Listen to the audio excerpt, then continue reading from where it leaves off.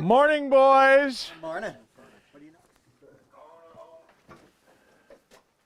I'm going to. You should come back here. Right in between you guys. That always seems to work. All right, here it comes. Go to home, better go with FOU, cause we got a lot of living to do. Well, let's do one more. We got four clicks. Go to home, better go with FOU, cause we got a lot of living to do. From the front again.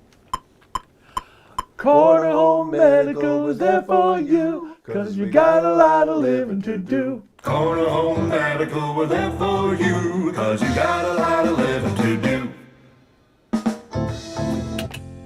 Cool, I think we got it. Thanks. All right. Well, that was relatively easy.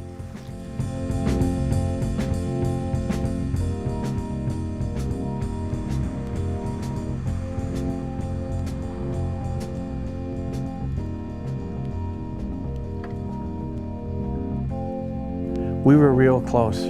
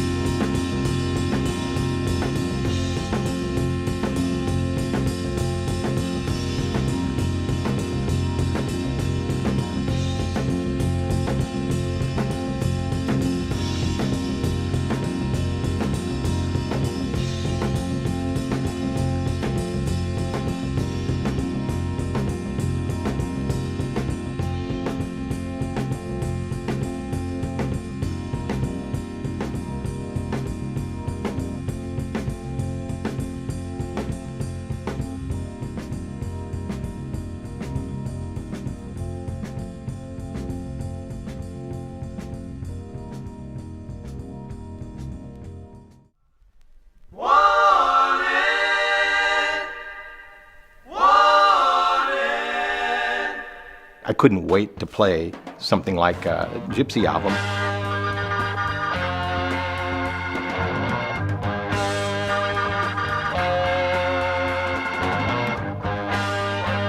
The harmonies, I'd have to say, was the #1 key ingredient, you know, that made that Gypsy sound.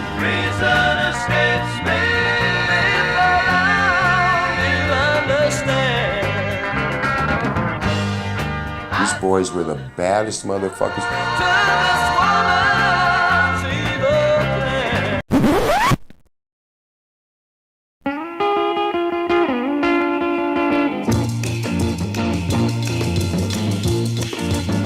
I'm gonna get you, little girl.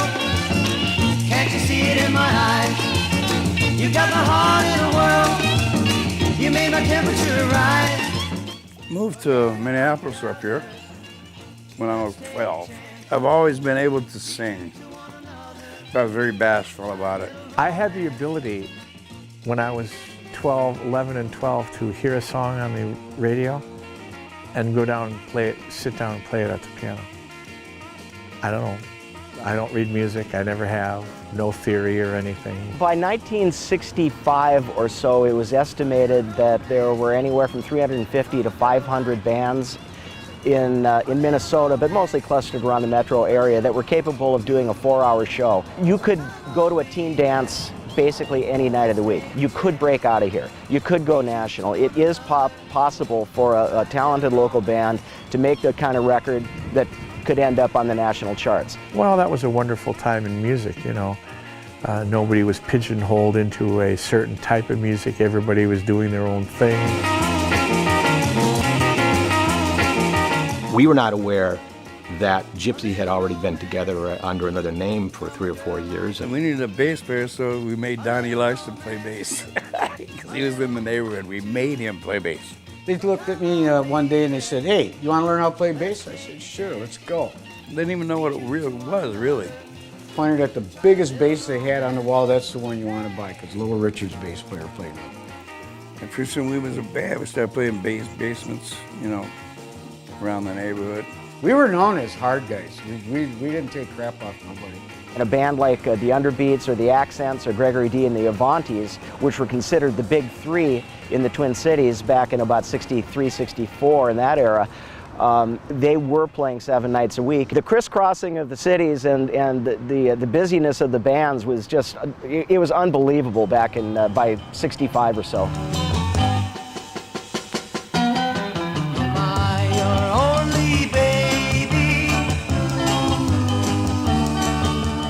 The Stones, they don't like us because we were at the Prom Ballroom and they were out at Danceland. Probably the worst gig they ever did. They had 17 people there that night. Everybody said, "What's going on?" "Oh, there's a battle of the bands or something going on with the Underbeats, the Accents, and the Avantis." We might have outdrew them. Oh yeah, there was like 1,700 people in and out of the prom that night. We outdrew Peter, Paul, and Mary. I said, "Where is everybody?" "We're out seeing the Underbeats." The crowd, everybody out front was underage and they were drunk. I mean, they were loaded, greased to the nines. And things started heating up, and my girlfriend was out in the audience, and this guy got into an argument with her. She probably clocked him because he was getting out of hand. And she came up on stage, he came up after her, and that's why I like Fender basses. I clocked that guy and knocked him right off the stage, and he was flopping out front, and he got up, whatever. Next thing you know, a whiskey bottle comes flying up on the stage and smashes against the back wall. And it's like, oh God, we're not ever coming to Wisconsin again. Well, the next week we were in Wisconsin. And that guy came up because his girlfriend was looking at Johnson, hit the microphone into his, down with the guitar, threw it on the floor. I told Rico and Tom, do not stop playing. Whatever you do, do not stop playing. Moses parting the sea to watch Johnson go there. And that guy's legs went straight up in the air, came back down. He came back up, we finished Johnny Be Good, and that was it. Well, they came back later with 3 carloads full of their buddies. And we had to stand out there while our roadies loaded up, Johnson with his Ned Buntline 45, me with my Army 45. They followed us all the way back to St. Paul. And every time they used to come around the side of the bus, the van, one of us would stick a gun out there and they'd hit the brakes and back off, you know. When they brought Enrico in, it just completely changed the dynamic. He was a fantastic singer. He was a great-looking guy, excellent guitar player. He put that whole thing over the top. And it didn't take long for Jim Johnson to realize that here was a talent that that could make my band even better. And at this point, Jim Johnson was not going to settle for being just the big three in the Twin Cities. He already had his goal. He was going to take the Underbeat someplace national, but he needed a better band. And so when he saw Rico playing with the Escapades, he said, I got to get that guy. You broke my heart and I don't think I can go on. So I got to get this guy in my band. Jim Johnson figured, if I can get Rico and if I can get Tom Nystrom, I'll have the dream band that's going to be good enough, you know, for me and Donnie to take it to the next level. And he heard him with the Escapades, and he knew the guy could sing, and he got to know him, and the guy could play two-string rhythm. Rico, you got to join my band. You got to quit these guys. So that happened. He had a really good voice. So I raped every band in the city pretty much. I took Rico and I took Tommy, and that was me, Rico, Donnie Larson. The four of us, we had three lead singers, me and Tom and Rico. And we kicked real booty. It was, what a band. That was a band. And it got to the point where I turned down almost as many jobs as I took. Pack them every place we played. So we were doing 9 gigs a week. And the money just kept pouring in. This rock and roll band from Minneapolis was going to be the biggest rock band in the world. 1966 is when I got my draft notice. And I was already 23 years old. And right away I had a guitar sent there.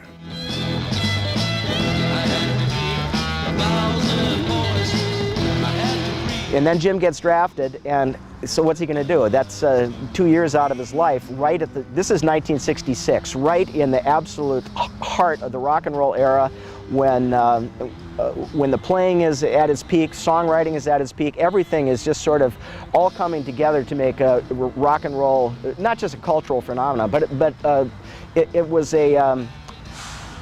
art. So I got my draft card. And that pretty much stubbed my career. He got drafted, and my brother and I both talked to him and said that, hey, look, you're an only surviving son. You don't have to go. You can get out of it. And he's a real patriotic guy. He said, no, I gotta go. I was a good shot. I was gung-ho. You know, very competitive in anything I've ever done. I've been competitive.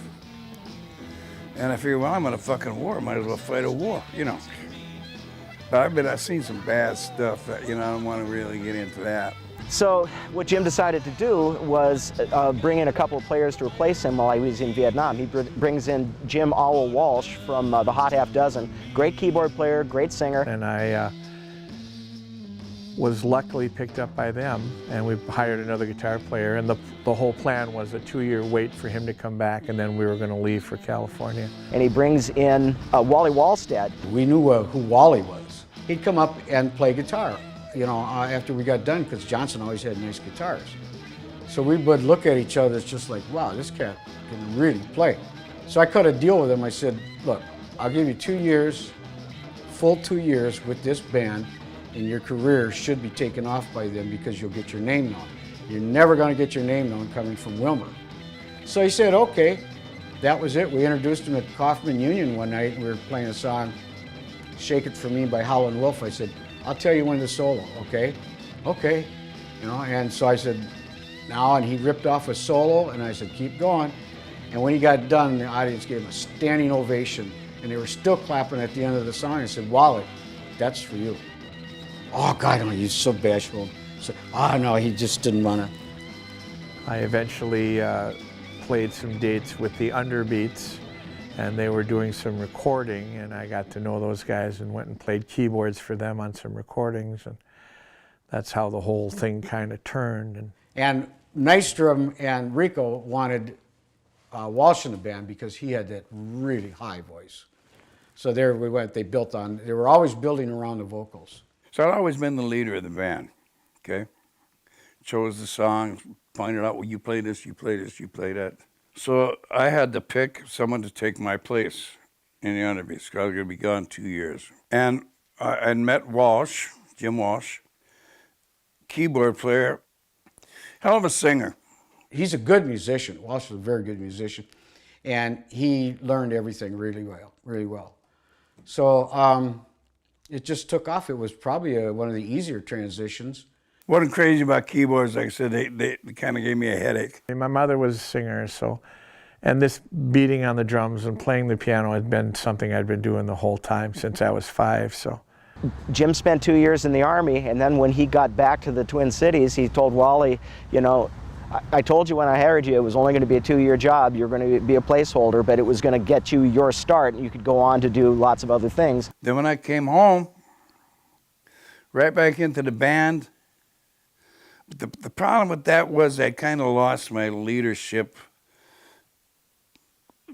you know, part of my soul. I was just happy to be alive.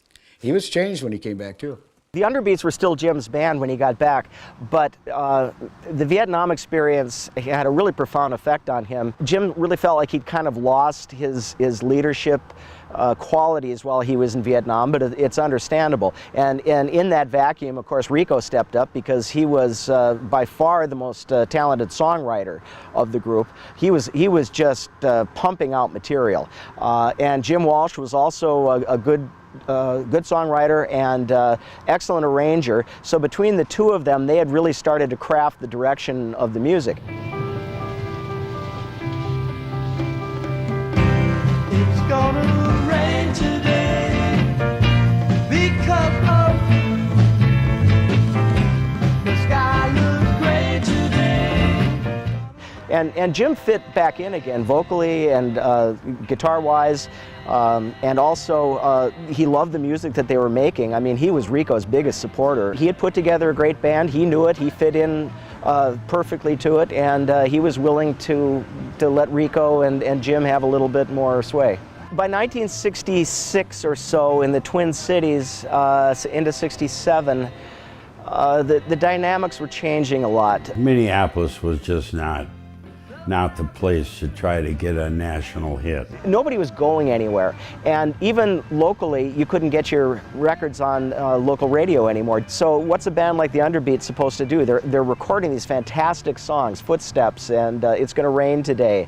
They're sounding as good as anything that's on the radio, but they can't get airplay here. So at this point they realize that there's just no way you can stay around here if you've got ambitions to do any more than to continue to play that 5-state ballroom circuit. I took a look at the Underbeats and I said, my God, these guys are so much better. Let's take them out to Hollywood and get them out of Minneapolis, where Amos Heilecker and Ira Heilecker control things and weren't really giving anybody a break. We knew nothing was going to happen from here. There was no chance in here. And we had a specific plan. It was amazing. And at that time, the recording industry was really based in Los Angeles. There was no doubt about it. So when I came back from the Army and back into the band, I mean, I told the guys, well, first of all, I'm not going to be playing in Minneapolis. I'm going to Los Angeles. If y'all want to go to Los Angeles, let's go. Baby, there's no need for us. We bought an old school bus. I think, I'm trying to remember, I think we paid $600 to $800 for it. But it was a good, strong bus, and we packed all their gear up in there. Flagstaff, Arizona, Walsh is driving. And the cops stopped us. We got a bright orange school bus, which is illegal. And we got all long-haired hippies down here, and they stopped and they said, what do you got, any contraband? Nah, we got nothing. Cop opens the glove box on a 38, hits the floor. And I think there might have been a bag of weed, I'm not sure about that. So they haul him off to jail and tell us we can't move that bus in front of that police station. Okay, so they gave us a ride down to the hardware store, and we got red, white, and blue paint and started painting it. And I got out of the service September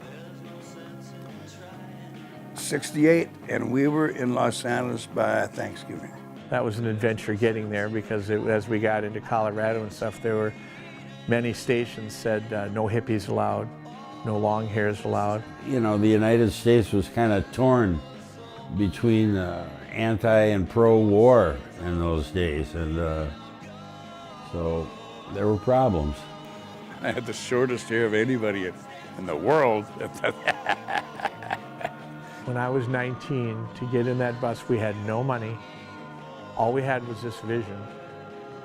That's all we had. Little did we know driving that in LA as a bust me flag with the cops. Like dummies, we're driving that bus down Sunset Strip. It's a bust me to the cops. Hey, look at here, bust us. You know, that kind of thing. And him and I were sleeping on the bus one night. We didn't have no place to go. And he just happened to be sleeping next to the window. And a cop comes up on the outside with his nightstick. Bonk, bonk, bonk on his head. Hey, dirty hippie, get up. Same thing, just knocked him on the head until you guys, after a while, we figured that we couldn't drive it into Hollywood anymore. The cops in LA, I hope I never have to go back, were just, they're cowboys. And that bus was just a piece of crap. 55 miles an hour, and the motor was screaming so hard you couldn't hear. We did a gig out at the airport with the strippers, and one of them took me home. That's another story. We had nothing. We had no money. We used to eat a box of rice and a ring of bologna every night when we got there for months and months, trying to, you know, break the spell and get into some place and play. So we'd play for free if we could, you know. Within a short time, though, we ended up at Gazzari's. Light My Fire started getting airtime on the radio, and I knew that the Doors had been at Gazzari's, so I immediately drove down to Gazzari's and talked to Bill about applying for the house band job there. The thing is, if you played Gazzari's, you were on your way. You were there from maybe 7 in the evening until 1 in the morning. But you played 2 times. There were 3 bands. So you played twice. That band was so good. Getting the audition was my job. Once I did that, we generally got the job. We could not believe that he got us on the Sunset Strip that fast. Gazzari's was sort of like all up-and-coming groups who would accept the lower pay. You could get your start there. That was the place to get into. That seemed to be the door opener up on the Sunset Strip. Everybody had played there. The Doors, the Byrds. And we were hard-working boys. Oh, you know, Gypsy always was. We rehearsed more than anybody. That's why Gypsy became what it was. We rehearsed a lot, and I'd never been in a band that had that kind of a diligent rehearsal schedule, where everybody on the band was very serious about doing this venture. I insisted on constant rehearsal. Good enough isn't good enough. You want to make it, you got to be fucking fantastic. And you got to work at it. That's how you get noticed. We had gotten some write-ups in the LA Times from a guy named Ernest Feather, and he always loved the band. He loved the vocals, he loved the band itself, but he said the name was outdated, so we smoked our way into a new name one night.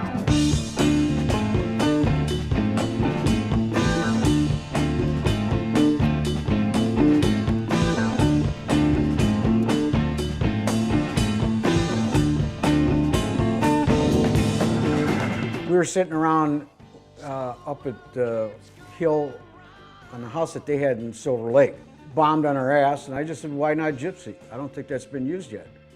And pretty soon everybody just said, that's it. It was perfect. Yeah, Donnie said it, and we knew that was it. I remember we got it down to 2 names. Spare Change was one of them, and the other one was Gypsy. The Underbeats just felt kind of like it was from a little different era. We wanted something a little more all-encompassing, something that at least had some kind of larger connection with more of a modern era. There's many examples of groups that were called something like the Underbeats in 1965, turning into Super Magic Fudge, you know, by 1968. The Beach Boys, in fact, almost changed their name from the Beach Boys, which was sort of to sound old-fashioned at this point, and just called themselves Beach. Then after we renamed the band, Gypsy, you know, That was the point where we started doing, good business. After those 9 months, they weren't the Underbeats anymore. They were now definitely Gypsy.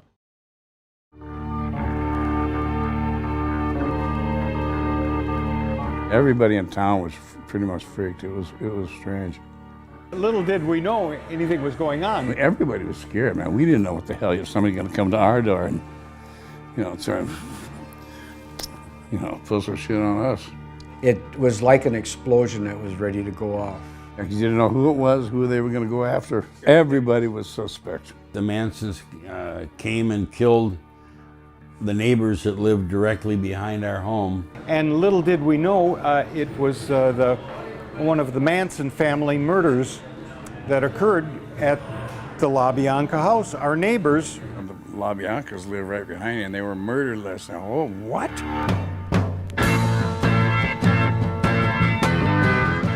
We were awakened by the feds, came in, and I was in my bed, naked with an American flag as my bedspread, and he said, "Okay, hippie, get out of bed." We were totally suspect, a house full of hippies.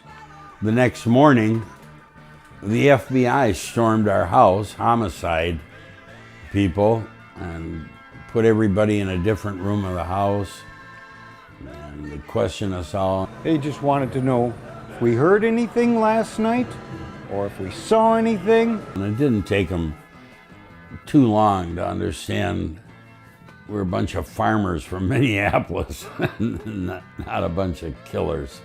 So they went through our house, they went through our backyard, found our pot field, and kind of laughed that off because it was so small. And get rid of those pot plants in your backyard before I call the DEA on you. So the minute they left, I went outside and started ripping up all my pot plants that I had planted. They pulled up some plants that they had in back and whatever else, blah, blah, blah. A little garden growing back. A nice little garden. They were at our house for a couple weeks. The whole neighborhood, I shouldn't say just our house, but the whole neighborhood. Anything close, they were looking for clues. Fortunately, we had played that night, so our alibi was good. They made sure we were where we said we were, but we were there. Plenty of witnesses, 200-300 people seen us. So. You could tell immediately that it changed the world. Man, after that, just this dark cloud came over, and hippies were just, you were scum. That's when it really started getting tight on hippies. No more hitchhiking, no more picking up anybody, no more free love. It wasn't a good time. It was a horrible situation there.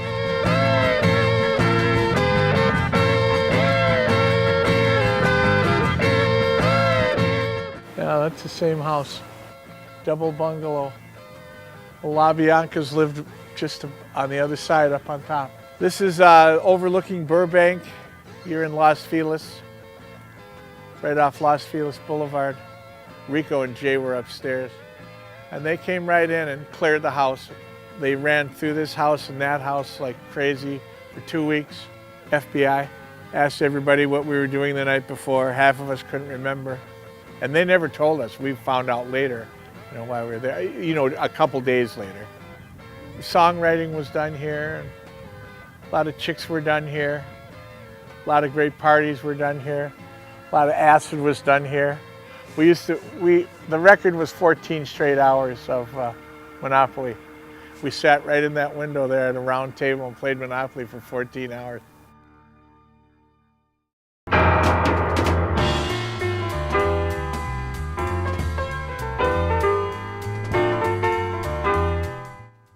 Elmer Valentine came up and saw us from the Whiskey, which was down 2 blocks down, knew of us, and then CTA, Chicago, their album took off, and we were friends with those guys. We'd been staying with them a little bit and stuff, so they suggested that Elmer let us come down there, and that was a huge break for us. And made the switch from Gazzari's to the Whiskey A Go-Go. Things really started to take off, particularly after we became the house band at the Whiskey. Chicago had left the Whiskey as a house band, and we kind of took over as a house band. And every time they needed someone to come play, they'd call us up, and we could be down there and set up and ready to go within hour and a half, 2 hours at the most. The big hook down there was they fed us. So every night at 5 o'clock, we'd roll that bus in there and we'd start eating until they kicked us out of the kitchen, and then we'd wait and play that night. If you were playing house band Whiskey Go-Go in 1969, your headliners are going to be Led Zeppelin, the Mothers of Invention, the early Alice Cooper Band. Many greats passed through there. The opening groups would really be, playing with people who were at the top of their game. A house band at the Whiskey pretty much had to earn its chops to get to that seat. If you were a house band at the Whiskey during the late 1960s, you're getting a shot at being noticed. And this is something that becomes a legend, as far as you come to Hollywood and you get noticed. But in those days, Whiskey Go-Go did mean that you had earned your place and were probably hot enough to be selling records. And you might have some good material, or you are a band that really kicks ass, and then people would probably want to buy your records for that reason. They're a hot rock, cook band that jams or has good songs, Whiskey Go-Go's most well-known house bands would be The Doors, the Buffalo Springfield, and Captain Beefheart and his Magic Band. And we did a couple of things with Little Richard there when he was big. And then when King Crimson came over for the first time, they rolled about 2 trucks worth of equipment in there and they played at night. It was the loudest thing I ever heard. Oh God, it was awesome. We got to play with everybody. We had our full head pictures. There's 5 placards in front of the Whiskey Go-Go. Had all of our pictures, huge headshots. My head is like 6 feet, 6 feet by 4 feet. Our head's Gypsy. I couldn't believe that they'd done that. And Rico, that pecker. I mean, he went up there one day and had them put on the marquee, Gypsy featuring Enrico. And they took pictures of it, then took it down. I seen the picture, go, what? He said, oh, it's gone. It was just for a few hours. They had it up to, you prick. But that was the place to be, It was, everybody in music would show up there by 1 or 2 in the morning. Always full of stars at night. It was just amazing. Being in Hollywood in '69 and '70 was just a very glorious adventure. Every day was like a chapter in a book.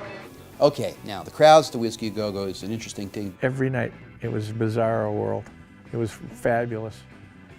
Clubs going on and people walking for miles. We used to open up these huge bay windows on the dressing room up at the Whiskey, and there were people, it went for miles, shoulder to shoulder. But if you'd be standing there, there'd be guys banging downers, uppers, downers, acid, uppers, downers, acid, if you want to, And it got to the point where it was known all over the world that way. Here I am, 40 years later, back at the Whiskey. These streets used to be full of people every night, full of people, both sides of the street. Titty bar is gone, that's a disappointment. Stage door, opening act, dressing room, main act was on the corner. This is where we had all of our pictures, life-size pictures, all the way around the corner. A lot of great memories here. This place was awesome. This is where we partied with Hendrix, and he came to our show. Yeah, it was him and Buddy Miles. So I'm still tuning the guitar, and all of a sudden the door opens. She pushes Jimi Hendrix in. This is his girlfriend at that time. She pushes him in the room. Hi, Jimmy. Hi, how are you? I said, my name is Jimmy too. How you doing? We met, and he sat down, and he noticed the combat infantry badge that I had on the headstock of that guitar, that Gibson. So we got to talking, and he's a veteran. Nicest fucking guy. I couldn't believe what a nice guy he was. And he picked up the guitar and he played it a little bit. We said, I can't play because I got to play him upside down, kind of. I said, he came there to apologize for using the name Band of Gypsies. Is it okay, that Jim's going, yeah, sure. Here's an icon like Jimi Hendrix, and he's asking us forgiveness for using that name. Oops, I touched the mic. And I said, Jim, Jesus Christ, you probably sold us 25,000 albums just by, putting Gypsy on your album there. Pretty soon the word got out that Jimmy was upstairs, and that room got so crowded you couldn't move after a while. And then we had to go out and play. But he was a swell guy. We'd show up at about 5. They would feed us every night. We would do an early show, and then the headliner would come on, and then we would do a late show. When we got here, we knew we had crossed the threshold. We knew. And then that's when we got better. We changed the name, we got the songwriting going, and everything changed then. In your mind it changed too. I was only 19, 20, so I was spinning, Yeah, it was awesome. Everything you could want, food, chicks, music.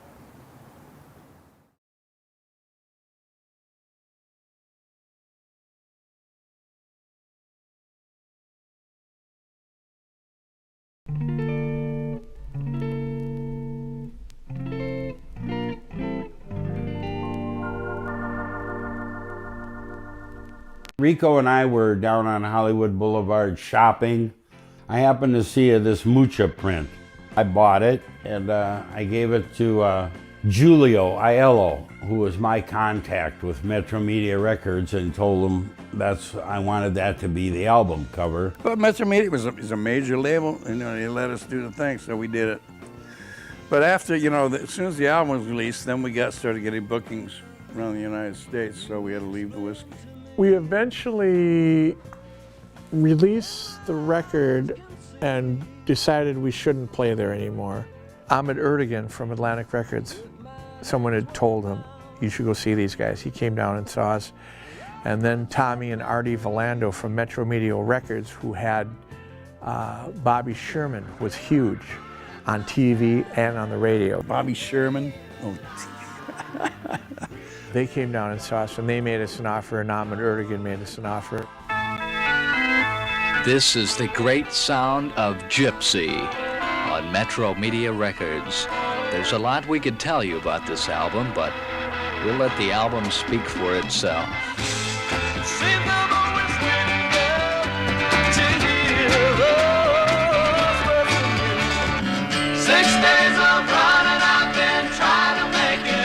It's the great sound of Gypsy, but wait.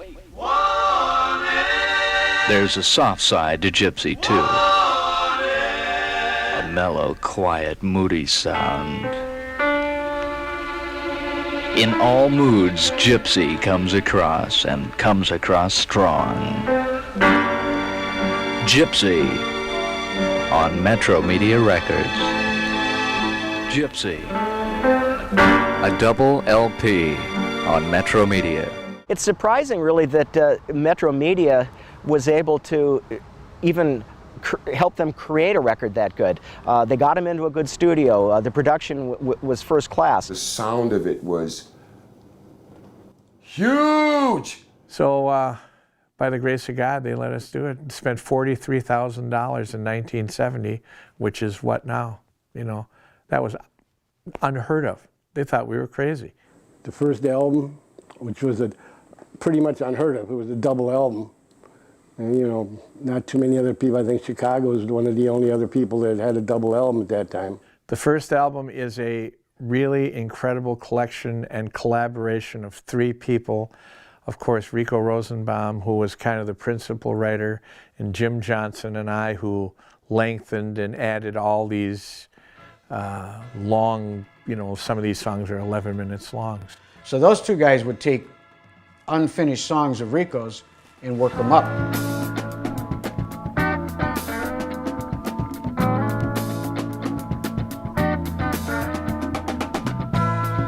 Like the sun at sunset, filling the sky. I can sum it up in 4 letters, KSHE. KSHE Radio, in its formative years, allowed the disc jockeys to find music. We were able to bring an album in a social level and say, hey guys, listen to this. So empty and cold, and until the dawn's beside.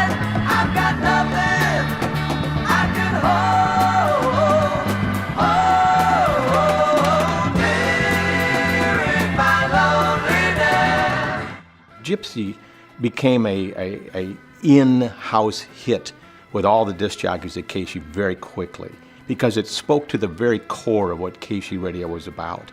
We were all very excited about this new renaissance of music, new musicians who weren't afraid to try things.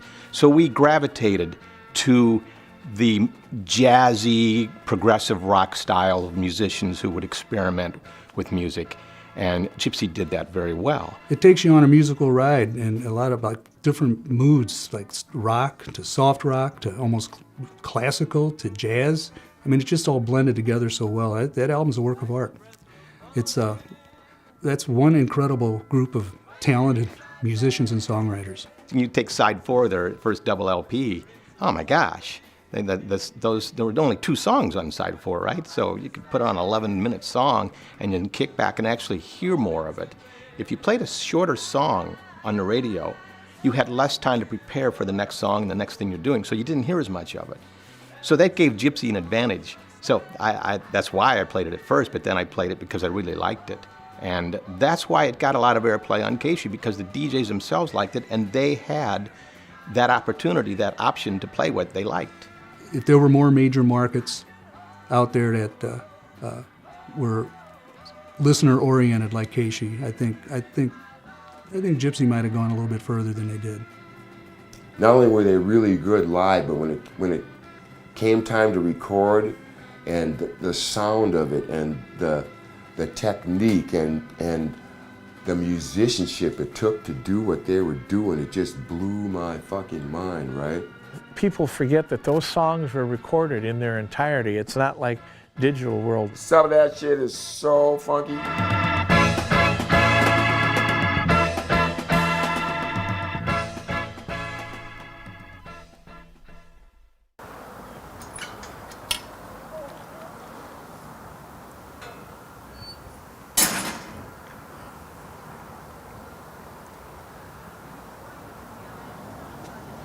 Julio. There you are, man. Oh, God. 45 years. Jesus. Incredible. Huh? Incredible. This guy made all the big decisions. He's the reason we got a deal, right? This is the original. Yeah. It's never been opened. This is 45 years old. That's the original. Incredible. And this is the single. Go in the booth. And still he had a hard time singing. I said, well, get your guitar. And when he got his guitar in the vocal booth, he was able to sing because that was comfortable to him. It was at the point where the record was finished and ready for distribution that Metro Media's inexperience showed through. They had this fantastic product to sell, but they didn't know how to sell it. Metro Media missed its opportunity with that album to produce a #1 single. I really think in those days of payola, you had to have the DJs behind you, and sometimes it just took a lot of money to get songs played on the radio. And if we had got more airplay, I think Gypsy probably would have broke it wide open and crossed over. When it came to Gypsy, they just fell like a thud because Metro Media didn't have the experience and didn't really put the effort into establishing their career the way they should have. Unfortunately, we made the wrong choice. We went with Metro Media instead of Atlantic, thinking we were going to get better treatment because Atlantic had a huge roster, we didn't. As it turned out, they didn't know what to do.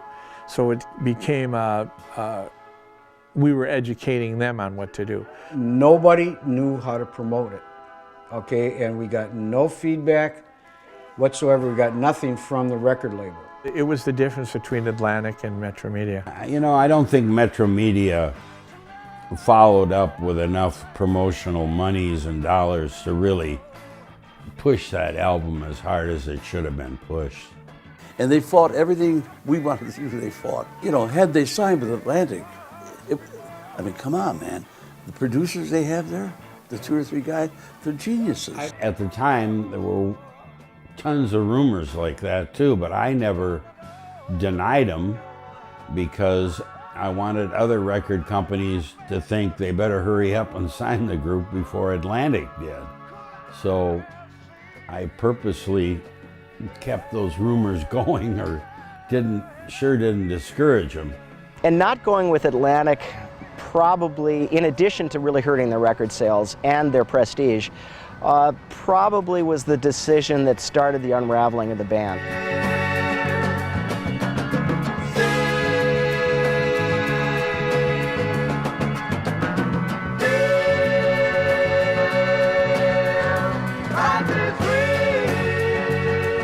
Gypsy, playing on that band is, there's a lot of parts players that can do that music really well, that can play the part really well. And I don't think it was in my artistic makeup to be doing that. And God bless them, I love the guys, but I'm more of an improvisational guy. Jay was I'm not taking anything away from the guy, because he's very talented, but he was a little too jazzy for Gypsy. And there was one song on the first album, Dead and Gone. And it's very simple, it's almost country. And Jay had a real problem with it, because he's like, you know what I mean? Excellent drummer. But he had a problem pulling back just to play a normal song. You know, I come from a jazz background and have played jazz all my life. And in that genre, there's a very strong emphasis on not playing the same kinds of things night after night. The additional thing. Came back to Minneapolis, we saw Bill Lorden. That's the guy, no doubt about it. They were looking to make a change with the writing they were doing, and my style was more suited for the direction they were going. Donnie Larson never agreed with the Metro Media idea. He always thought Atlantic was the better step to take. And then he started having disagreements on a more personal level with some of the guys in the band. He and Rico got into a fist fight on stage one night. Challenged me one too many times. He forgot us from the north side. No hard feelings though. And he didn't stay with the band a whole lot longer after that. At a recording session to redo some stuff on the second album, engineer said something to me, I put my bass in my case, stood up and said, "See ya, I'm gone." And I did. And I had no problems with the guys in the band. They had no problems with me quitting. You know, it was either quit or get fired. So they figured, well, we got to cut Donnie loose. I'm thinking, Donnie's my best friend. I was just said, I don't want nothing more to do with Hollywood. That's it, I got to get out of here. I got 2 kids to raise. And it was fun while it lasted, but I mean, you got to make a living. And everybody out there is sleeping on somebody's couch and, you know, just living day to day. I can't do that.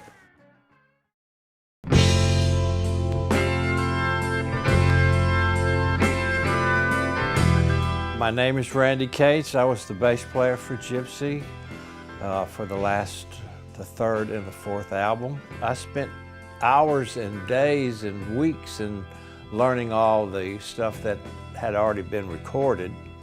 And then from there, I started working on the originals that they were writing at the time. We were signed by a company called Heller Fischel Agency, Jerry Heller, and they were booking the Guess Who.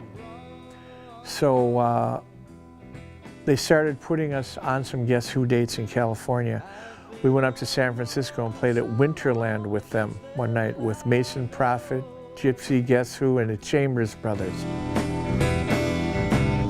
Every place looks the same. The Guess Who Corporation bought our band, and they became our managers. So we traveled with them for 2.5 years. In search of a place to spend my life. If I don't find it, at least I've tried. We played every major city, every secondary city, every major college in the United States, went across Canada twice. Because of the lack of highways up there, they would lease a plane. And so every night we would play in a different city, and every night we would be in someone's room. We'd sit and smoke hash and weed with the pilots of the plane every night. So in the morning, they wouldn't drink, but every morning when we got up, we walked out, got on that plane, and they were the last two guys to crawl up the stairways. I'd hear the engines going, knowing that 3 hours earlier we were passing the pipe to these guys, you know. They must have had a ball, you know. I was scared shitless. And most of the time we played in hockey rinks that were, they put plywood down on the ice and set the stage and the seating on that, and our dressing rooms would be the hockey players, and we'd freeze our ass off up there. We played a bar in Minot, North Dakota, and it was really my first time of being cold. But it was 70 degrees below zero, and people were just going like everyday occurrence, where if it was in Texas, there wouldn't be anybody on the streets and the bars, they'd all be home and saying it's cold, but they just were there partying just like it was 60 degrees outside.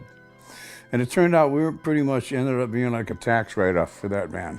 We couldn't see through the rose-colored glasses and realize that our career was dying on the vine. Nothing else was happening. That was the trouble. It was kind of a strange period. We just got tired of being chumped. And that's kind of what broke the band up. Things just kind of fell apart. Rico kind of got distance from the band. He ran into some other people, some other, other stuff. You know, being Walsh, I had to, put things back together in Minneapolis and try and keep Gypsy going. All right, St. Louis.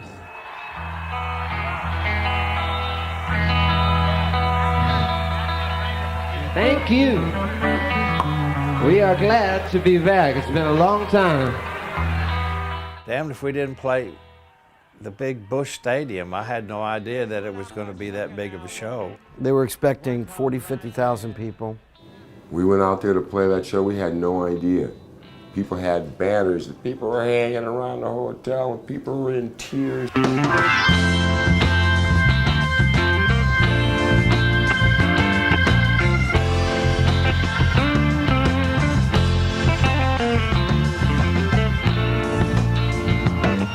We played that Super Jam in St. Louis.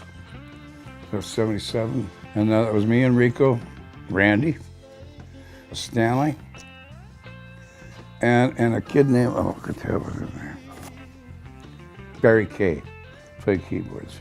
And Rico had seen me play and said, hey man, I want you to play keyboards at this gig in St. Louis. And I was like, man, I'd be honored.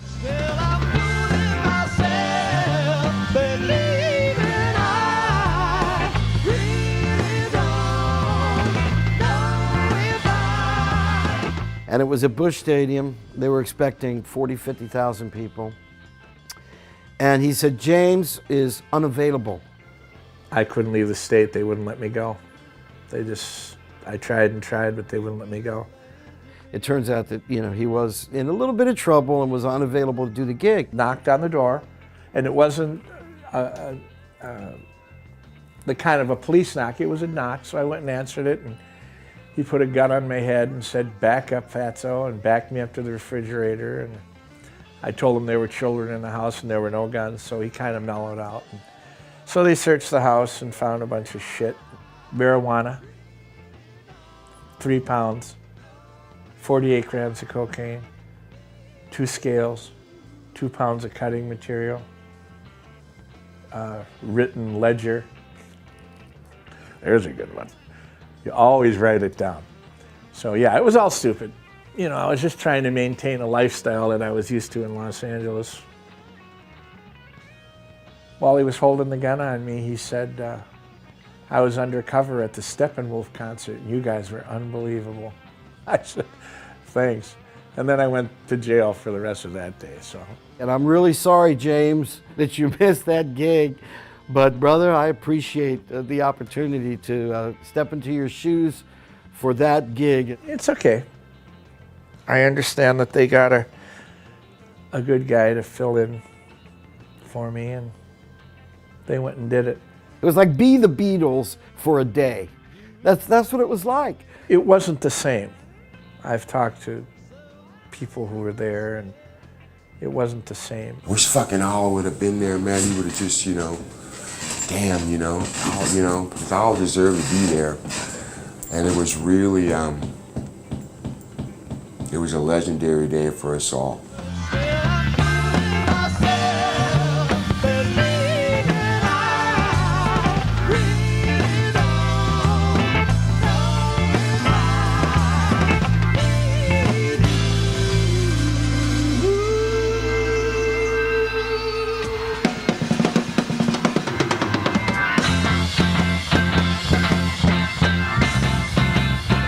I remember pulling up to the stadium in limos and the crowd with that signs, you know, Gypsy. I mean, it was almost like they were welcoming us more than the headliners. We were partying like rock stars, let's put it that way. Before we fucking played a note, people just stood there and went, and banners came up. Gypsy, we love you. The crowd went wild. I think there was a lot of Gypsy fans went to that show. But one thing I remember most about that show was it was so hot that day.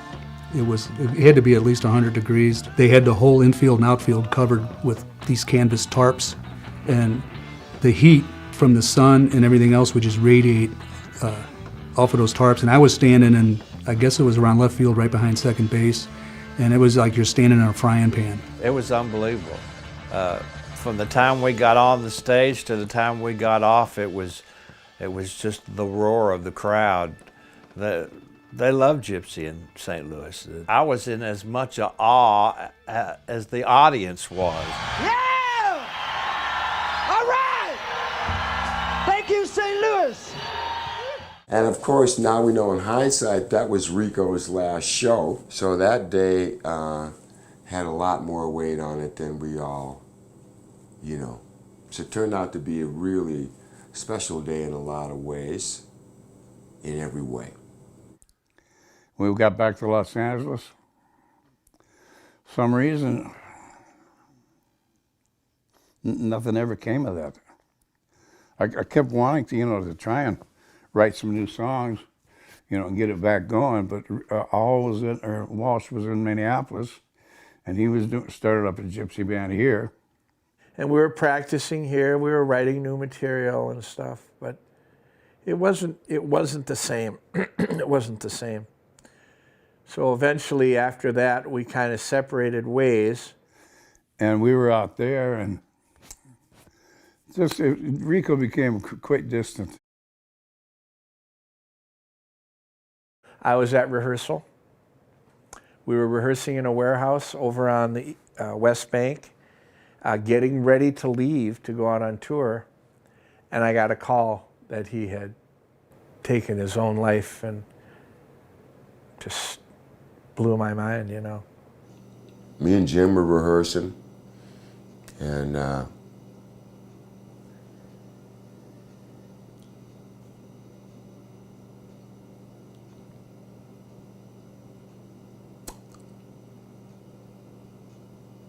obviously came as a shock. When we heard that, it was just like, wow, what?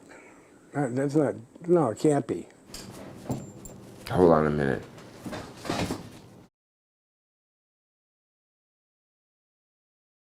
I had talked to Rico about a month before that, a couple weeks before that. I ran into him at a party over south, and he was having some financial difficulties out there. And I told him, don't go back, man. Really, don't go back.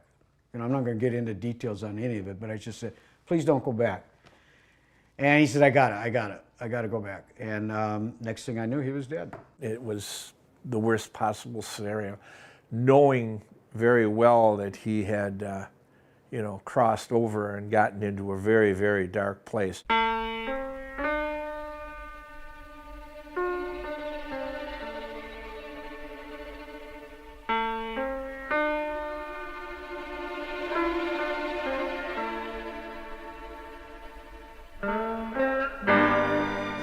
I certainly wish he were still around, and I wish that I wish I had a lot more time with him. For him to go out that way, and he had so much more to give in his writing and the talent.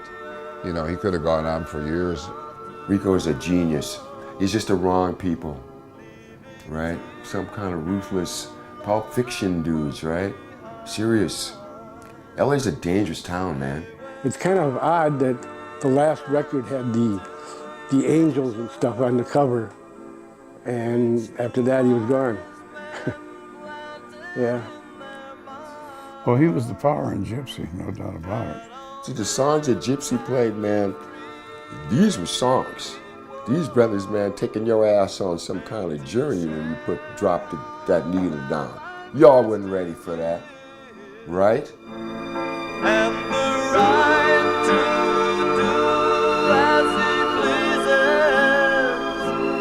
to be free as long as he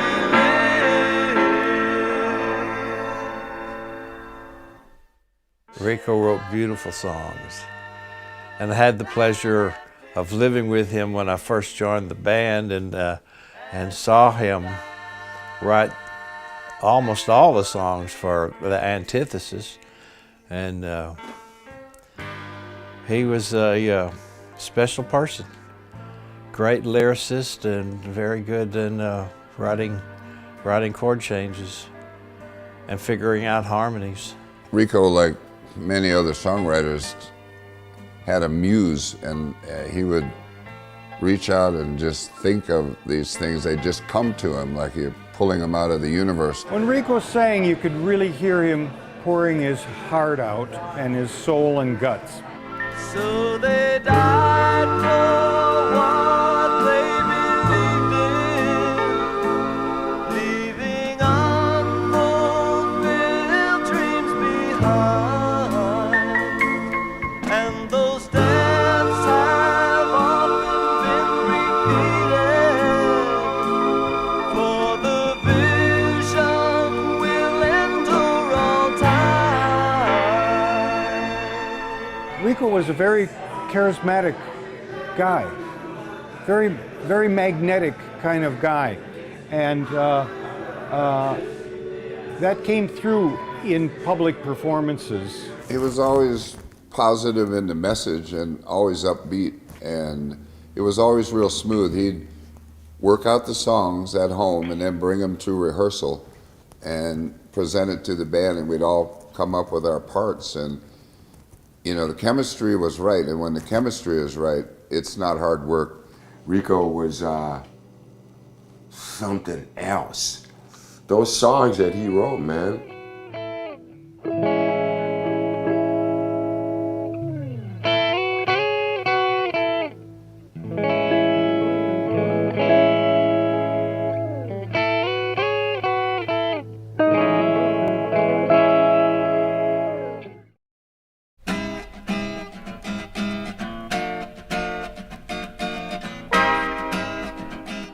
I've given a lot of thought to why Gypsy didn't become a national band, nationally successful, and I think it did have a lot to do with the lack of publicity for the band. You listen to that today, and you still kind of wonder, why is it some other bands that released debut albums at the time ended up having longer careers than Gypsy did? Because the material and the production and the performance is all just spot on that first album.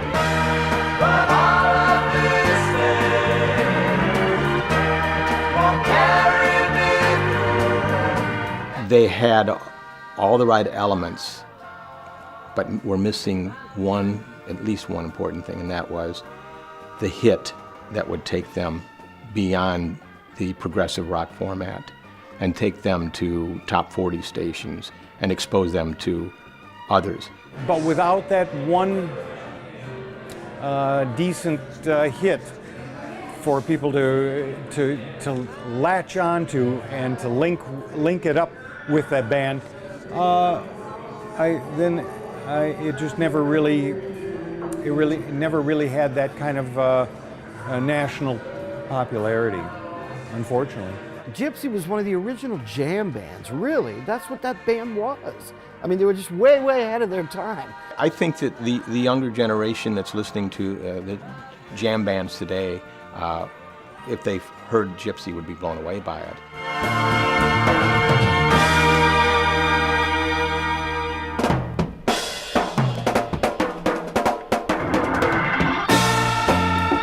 It was deep.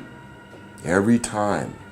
Music was powerful, and you know, you had to be in the game to play it, man. You had to really step up. You want to run with Gypsy, man, you better come with it, right? Maybe we didn't have the big hit single, which would have put us over the top, although I felt we had some really good commercial songs, especially when we used the horn section from Chicago.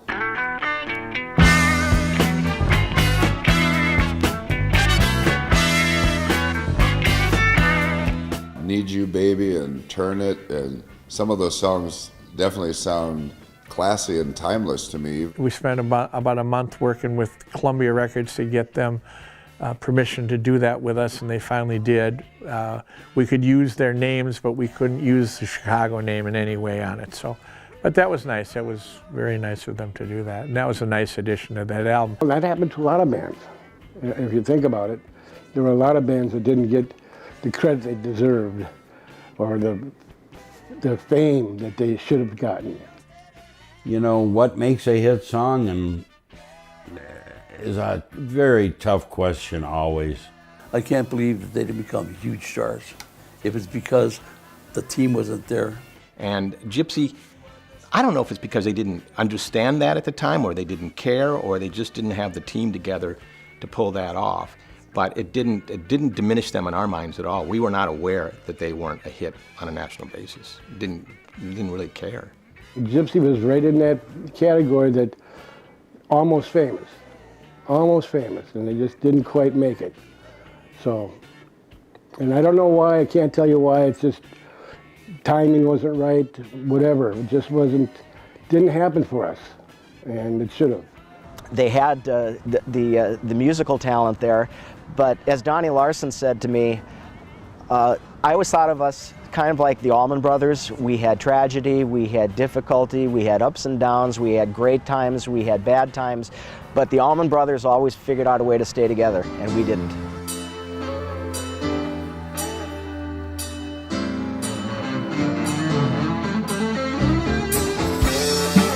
I had written a song called "'Cause It's You Girl," sent it to Warren Schatz at RCA Records through a friend of mine there, and he flipped out over the song. We went on and finished the album with the new band now, and we just started working like dogs. It was just a magical time for me. Great group of musicians, high standard. We rehearsed a lot. We rehearsed almost every day. The biggest challenge was to not sound like Chicago or Blood, Sweat and Tears, because they didn't want another Chicago. And so we tried real hard when we were doing arrangements. We'd come up with a line and we'd say, you know what, that's good, but it sounds like Chicago, or Blood, Sweat and Tears, or Average White Band, or you name it. And we wanted to kind of be in the tradition of Gypsy, and that's always been a challenge, putting horns into Gypsy, is when to stay out of the way. You know, maybe do the flute part, but try not to stay in the guitar way. We stayed true to the lines. A lot of the lines were either string lines or organ lines. And we rehearsed and wrote a bunch of other material.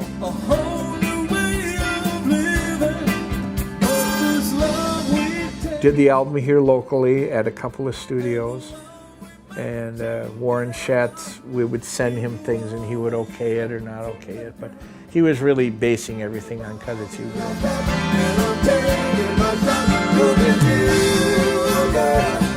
And in 1979, we went out and toured again after the release of this album. Toured all over the East Coast and stuff. The creativity in the band, the rhythm section would be on one side and they'd be working on a song, and we were using little tape recorders at that time. And we'd have a tape from the band that they recorded for us the day before, just with the rhythm section. And we'd be playing parts. Dion would play some jazz, and we'd say, well, we like that little bit. Let's incorporate that into it. It's those Alabama eyes that see right through me.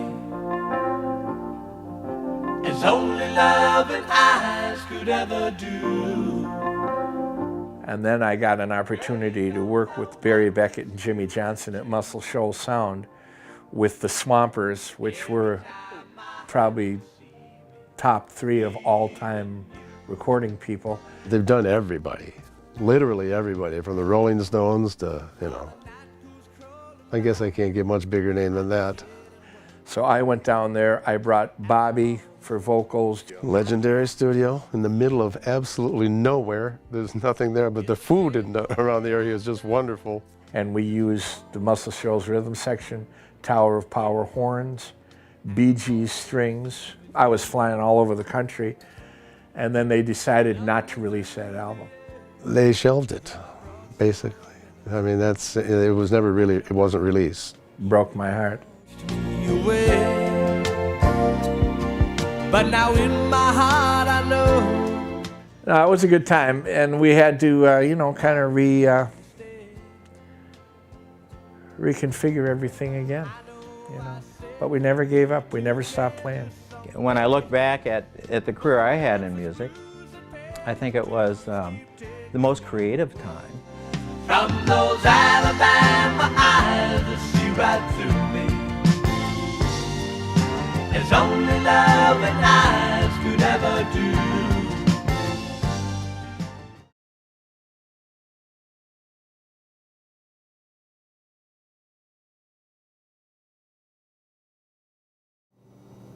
And the fact that Owl is able to keep it going is a real testament to Owl. I think Gypsy was always still in the heart.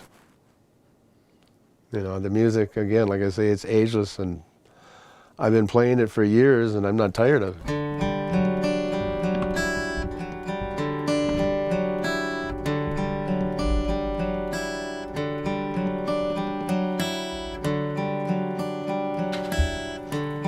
We did it in the honor of the old album, so there's a lot of vocals, a lot of different changes and stuff.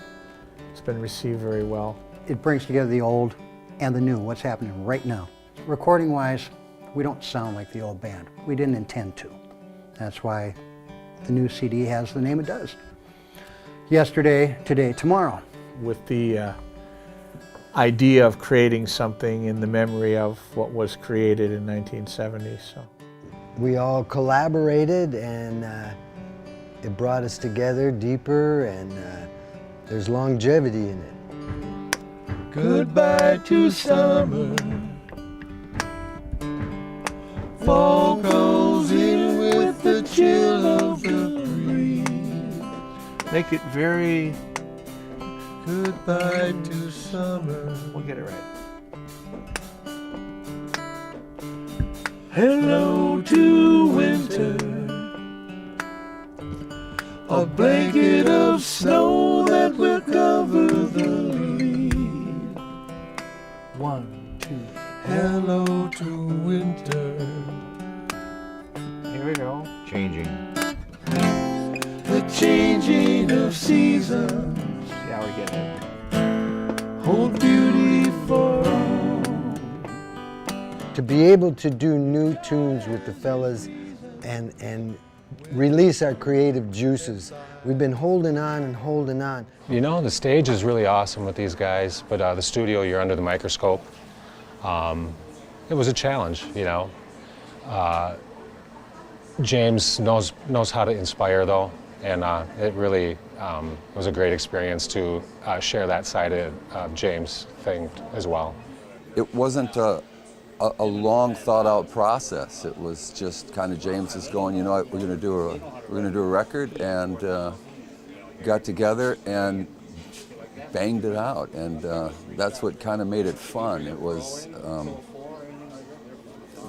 not a lot of pre-thought. You know, that record was done in weeks as opposed to some people that might spend months or years doing an album. We put it together in a very short period of time, but we had energy that we didn't think we had. You know, we made it through, and it was done before you knew it. It was a lot of fun. When we travel to go do our things, we talk about, well, let's do this, and just the camaraderie of being in the studio and hearing things come together, hearing things develop, ideas turning into completed projects, a lot of fun.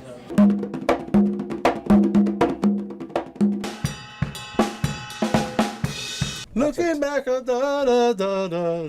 That's the chorus. Let's go back to the top and we'll just move through the whole song. So, that part. Okay, let's go from top. All right. One more time there, Todd. I screwed that up. I want that right.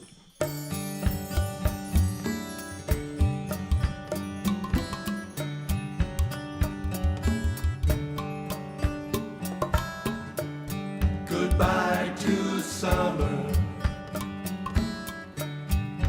Fall crawls in with the chill of the breeze.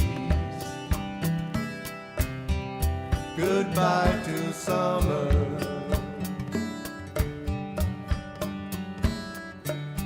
Hello to winter. A blanket of snow that will cover the leaves. Hello to winter.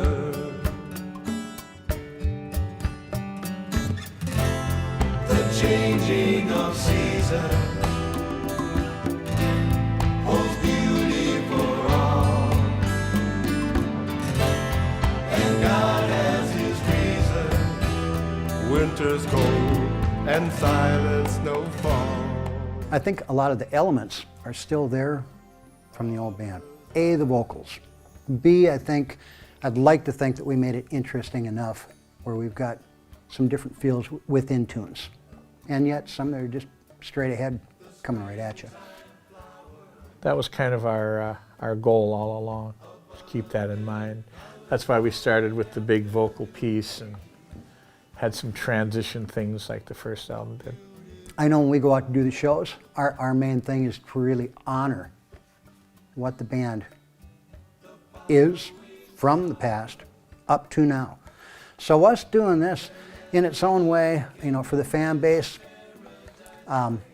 it's a little like stepping off a cliff because it's an unknown. You don't know exactly how it's going to be accepted, but I think that just taking a step back and looking at it, I think as Gypsy fans, I think they're going to like it a lot. But people want to hear the old stuff, which is beautiful. They'll always hear that, but this new stuff we're pretty excited about. The changing of seasons.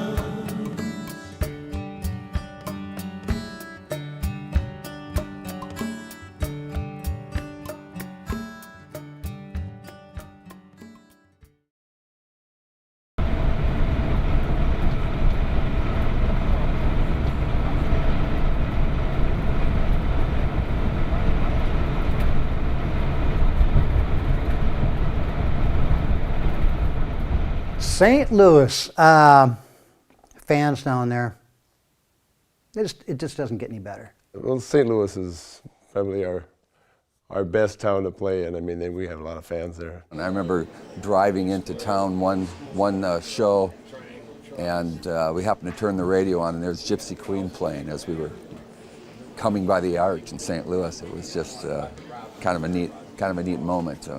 You go there and they know the music as well as we do. Wildey brings out the best of our fans who come from St. Louis, and it's an incredible time. We really appreciate going down there and playing there. Ladies and gentlemen, Gypsy!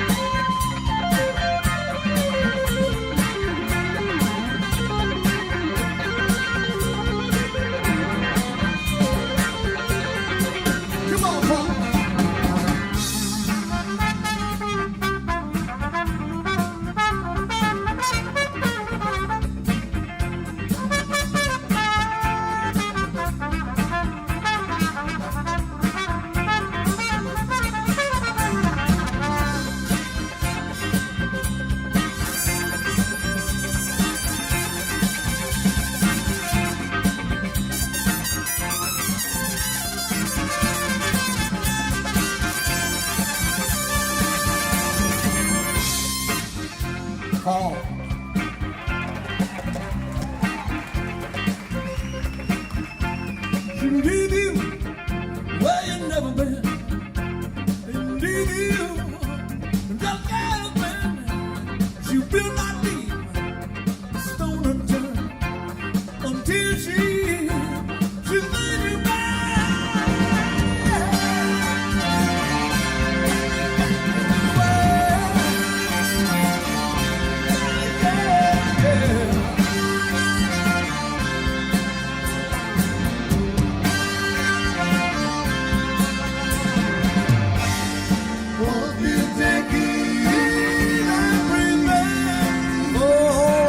made you you've had the one gypsy queen I love. This is the morning. You got to be well.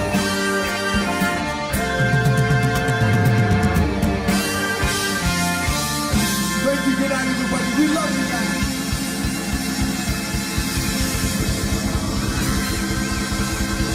Thank you.